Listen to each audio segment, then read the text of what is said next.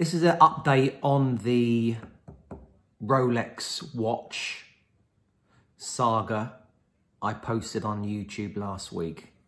So basically, this is what happened. After Matt and I had our meeting in the office, we went to Mayfair and we saw two of Matt's watch trader friends based in Berkeley Square. So went to their office, handed them over the watch, and I told them the whole story. Said about my issues with the bezel, because the bezel just didn't look real at all. They agreed, but they said it could be real, but the bezel could have been in contact with a chemical to make it fade, and I thought, that's not right. So basically they sat down, started to examine the watch, started at the strap, everything looked correct. The weight of the watch felt correct. The look and feel of the steel and all the pins looked correct. So then they took the strap off, and inside the strap where the case is, there's a serial number, and the serial number that was there as well. So the guys, they were saying, look, this is looking pretty promising. Got his magnifying glass on, started to look at the face, and they were really positive. They said, look, you know, we are almost 95% sure this watch is real. So I'm thinking, okay, I may have a good bargain here. The guy wanted £6,500. The watch potentially could have been worth £8,500. So he said, look, if you want to be 100% sure, we need to go and take it to this watchmaker in Maddox Street, Mayfair, and he will take the back off and you'll know instantly if the watch is real or fake. So, you know, I was in two minds to do that, because I thought, these guys, they're professionals. They know about watches, they know about Rolexes, they've dealt with Rolexes for many years. And, you know, do I take their 95% it's real as gospel? And do I feel comfortable about wearing that watch on my wrist and parting with £6,500? And I thought, no, let's go and take the back off.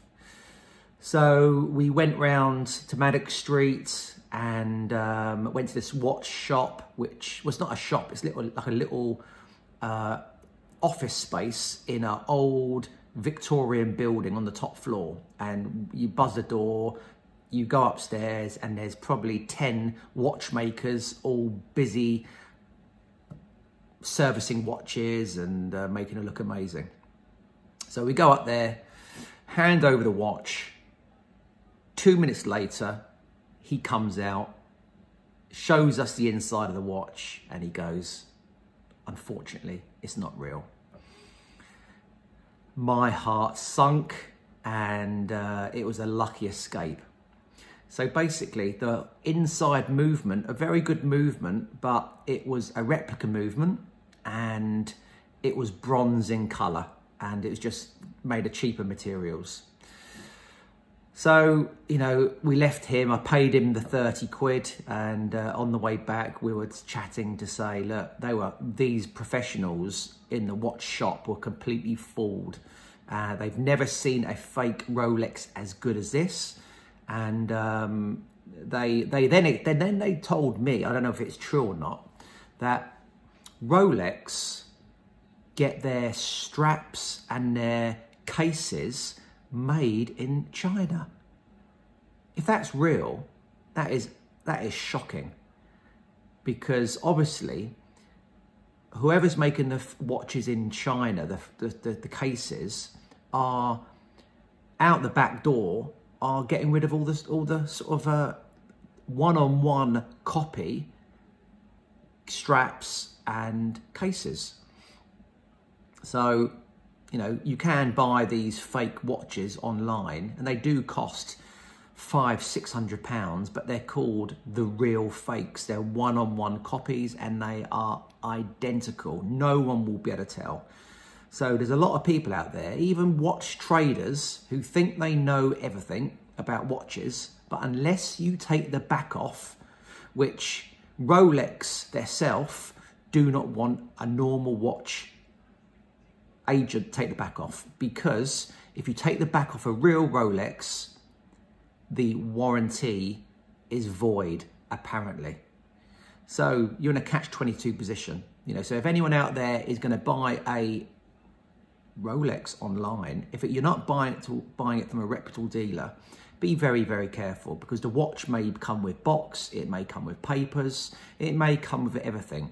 But unless you take that back off that watch, you'll never, ever know it was real or fake.